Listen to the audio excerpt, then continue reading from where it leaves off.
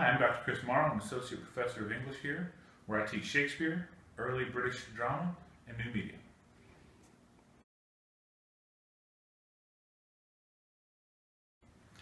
Well, I think the basic goal of a Shakespeare class is to introduce students to the literature of William Shakespeare, to introduce him, get them to have a comfortable, to get them comfortable reading the language, which can be daunting for some students, but also just to provide them a familiarity of this early form of drama, as well as the different genres that it operated in, be it tragedy, comedy, history, etc.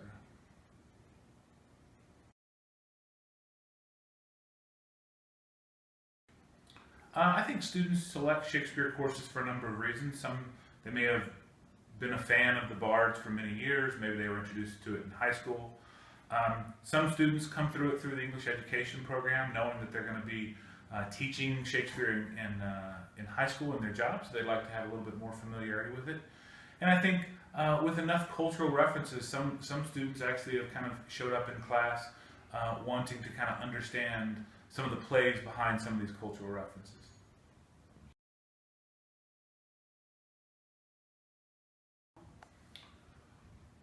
Well, for my courses, as English courses, the skills they take away from a Shakespeare class aren't theatrical, but rather analytical, right? So critical thinking, critical writing, critical reading, looking at the way Shakespeare uses metaphor, and being able to apply those to different things. I mean, I think if you can read a Shakespearean drama, given its influence on later drama, then it really sets you up for reading most other types of drama, many of which are in some way influenced by it.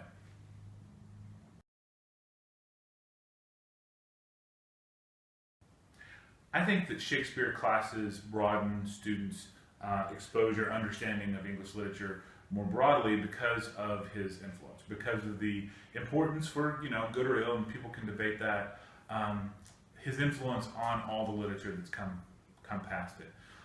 There are so many references and allusions and intertextuality between other forms of literature or other works of literature in Shakespeare that it really provides a good foundation that really allows students to see literary history not as a discrete set of blocks, but as a trajectory with later writers talking to earlier writers.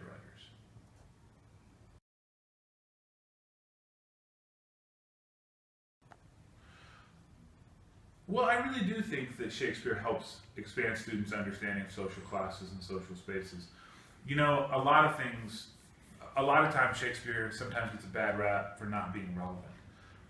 Right, the NPR personality Ira Glass last year, or a couple years ago, kind of caused a little bit of a kerfuffle by saying that Shakespeare wasn't relevant. And I can certainly see some elements to that, but I think that in a world like the Renaissance, which was so hierarchical, where women were legally, socially, politically marginalized and suppressed, where lower classes were the same, reading Shakespeare and kind of understanding how those dynamics work and seeing the ways in which Shakespeare explores those dynamics and in some cases subverts them, I think can help students not only understand the dynamics themselves, but can also see how those dynamics may not have gone away in a place, in a society that likes to consider itself classless or more mobile.